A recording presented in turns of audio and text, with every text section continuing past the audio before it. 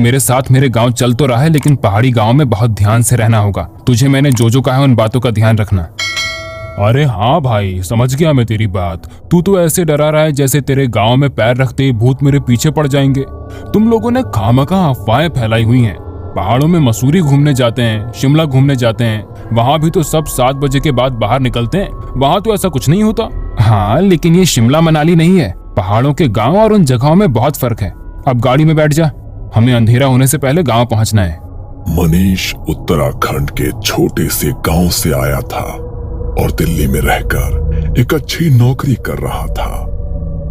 बहुत टाइम बाद वो अपने घर वालों से मिलने जा रहा था।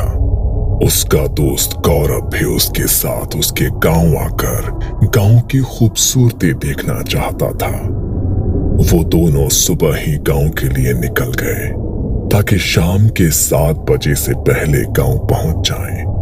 पहाड़ी गांव में अंधेरा होने के बाद अक्सर ही लोग घरों से बाहर नहीं निकलते, क्योंकि पहाड़ के रास्तों पर अंधेरा होने के बाद कुछ ऐसी घटनाएं होती हैं जो सामान्य नहीं होती। शाम के 6:30 बजे वो दोनों गांव पहुंच गए।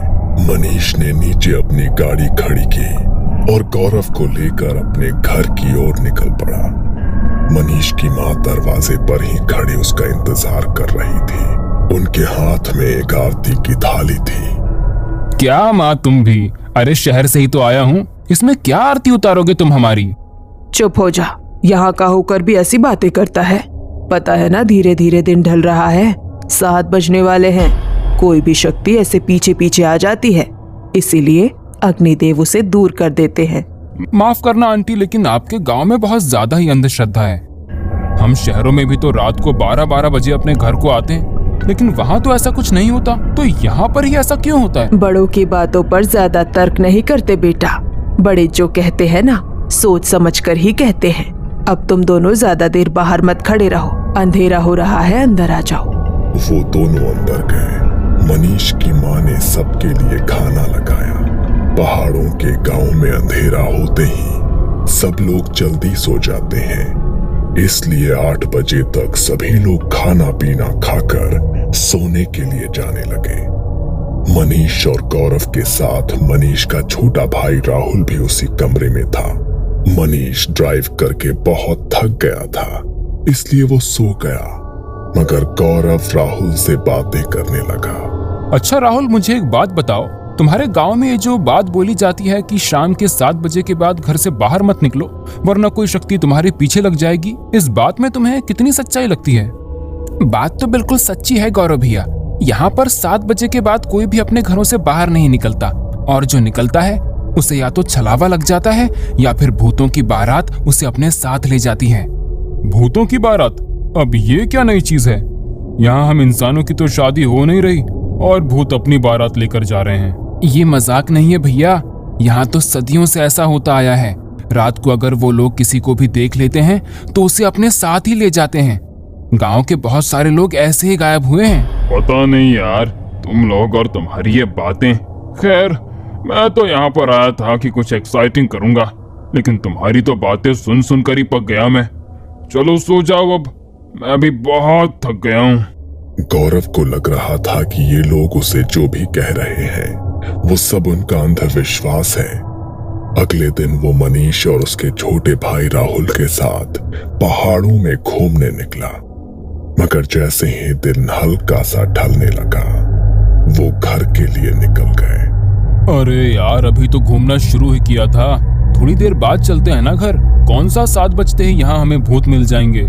एक ही बात तुझे कितनी बार समझानी पड़ेगी? जब एक बार बोल दिया है तो तू समझता क्यों नहीं है? चुपचाप घर चल, वरना अगर छल लग गया तो बड़ी मुसीबत हो जाएगी। वैसे भी तू हमारे गांव का नहीं है तो देवता को पुकार भी नहीं लगा पाएगा। हाँ भैया चलो, वरना मम्मी भी गुस्सा करेगी। वो लोग घर चले गए। रात को सब सो रहे थे, तभी गौरव वॉशरूम जाने के लिए घर से बाहर निकला। पहाड़ों के घरों में अक्सर वॉशरूम घर के बाहर ही बना होता है।